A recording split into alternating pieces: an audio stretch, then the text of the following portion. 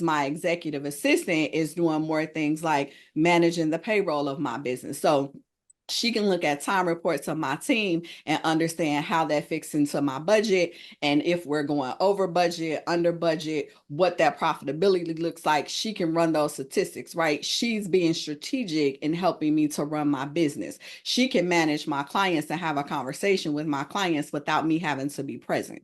Right. So she's more of a representative of me when I'm not there. So Mm-hmm. she can oversee higher level tasks, if that makes sense.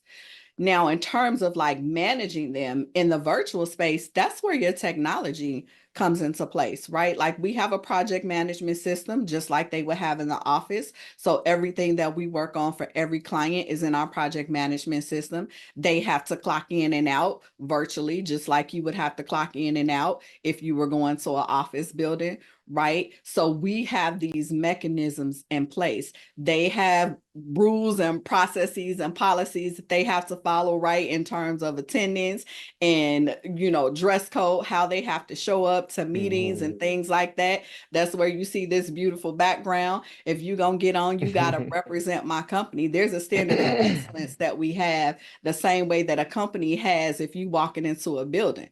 We're going to treat this like the same space. Just because we're virtual doesn't mean that we get to operate any less than if we were walking through the door. Right. That's not an That's dope. option, That's dope. right?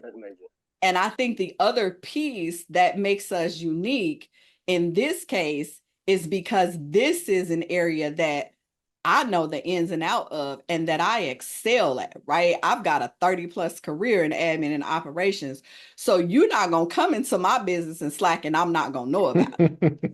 Right.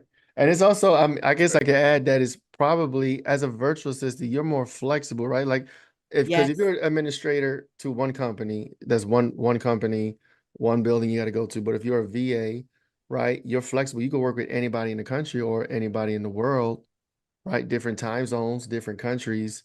You're more flexible as far as the clientele you could take in, as opposed to like if I got to absolutely. go to one building, I work for this company and that's it, 9 to 5, and I'm tired at the end of the day. But as virtual assistant, you have more flexibility with your clients, and that's pretty dope. Absolutely. And we're not bound by a lot of things that people that go to a building to, right? Mhm. We're not closing at a certain time of the day. Now we have boundaries where our clients know, don't look for us on the weekends because we out hanging and chilling with our families, right? Right, right, But if we wanted to work on the weekends, we could, right? right, So those are things that make us more accessible than a person that comes to the building. You don't have to wait for me to show up at your place of business before we can do some work together.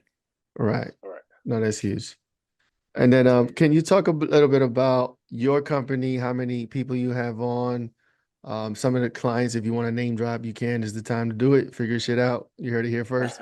Um, Yes. and just give us like a brief synopsis of your company in general. Yes. So, your virtual admin expert works with visionary CEOs who are managing multiple 6 and 7 figure businesses. We love to help them increase their productivity and make more money and really focus on the strategic growth of their business. And so that's what we do.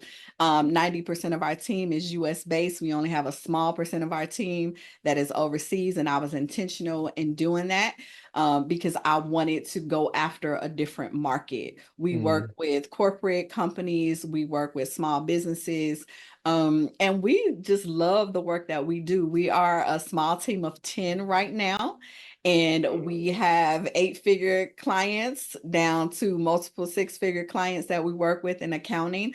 I don't like to name names, but I will just tell you that we work with some major players in this space. And so we've got accountants, we've got philanthropists, we've got corporate execs, we've got some foundations that do community building and doing money for businesses in the communities. Like we got some pretty dope clients, and I'm excited. We got HR firms Go. on the roster as well.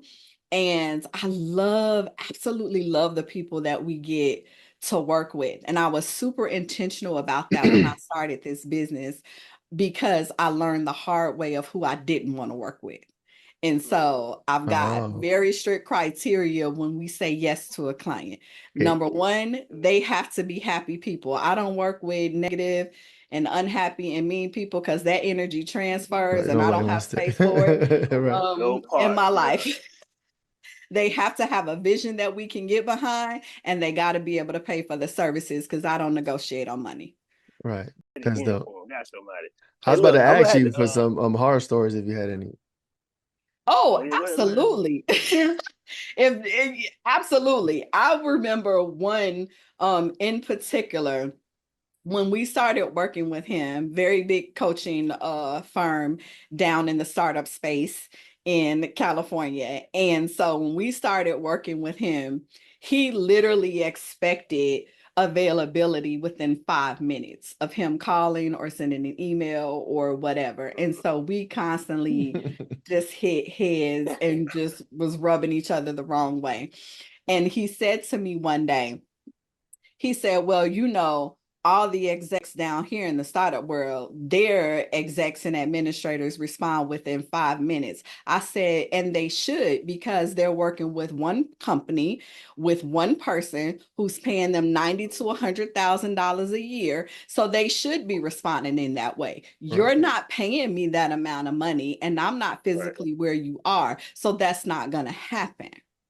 Right. And that makes sense. So here's what I think should happen. We're not a good fit for each other, so we should just go ahead and end this relationship. There you go. Man, And I'm that sure, sounds unrealistic. yeah, I mean, I'm sure like you said, he wasn't paying you six figures. So like No. his mindset is like, you're paying a virtual assistant and you want them to be, that's kind of crazy.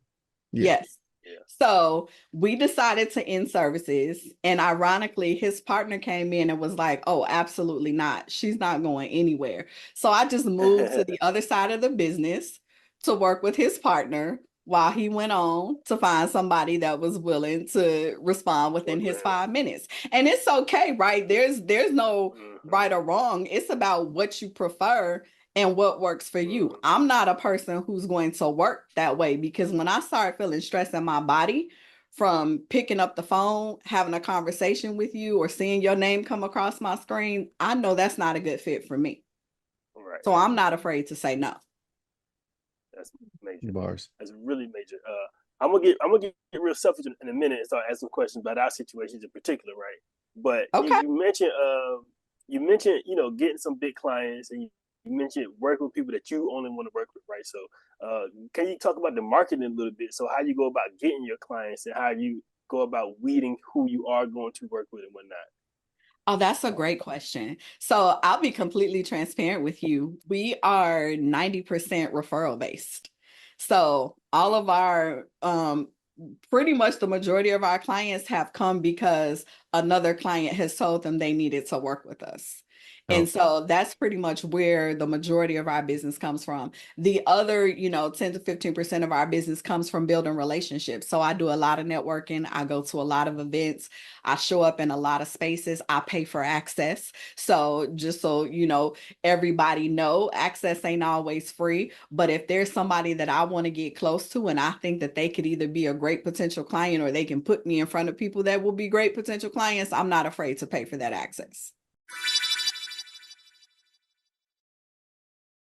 Hi, I'm King Arthur, founder of Novel Views Tech, where we prepare children aged 10 to 17 for a future shaped by advanced technology. Our curriculum dives into fields like robotics, nanotechnology, quantum computing, and more. But what really brings learning to life are our bi-monthly, Exploring the Future of Technology, webinars, hosted by industry experts.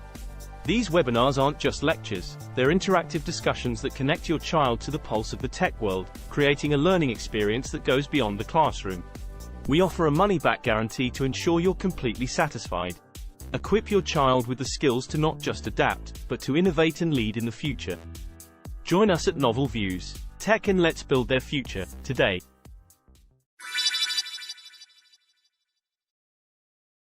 oh, Shands. We were talking about David Shands, remember, King? Yeah, yeah, yeah. Like a So few weeks ago. who was it? David Shan's podcast. You may know him.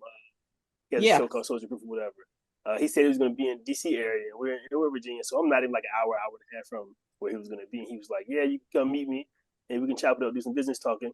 But he was saying it was gonna be a price, and I checked with Frank, and I was like, is it gonna be worth it? Should I do it? I thought it was. That's the thing. You do have to look at if it's gonna give you a return, Mhm. right? Right. Sometimes it may not give you a return, but sometimes it does. You know, just as an example, there was a membership that I invested in.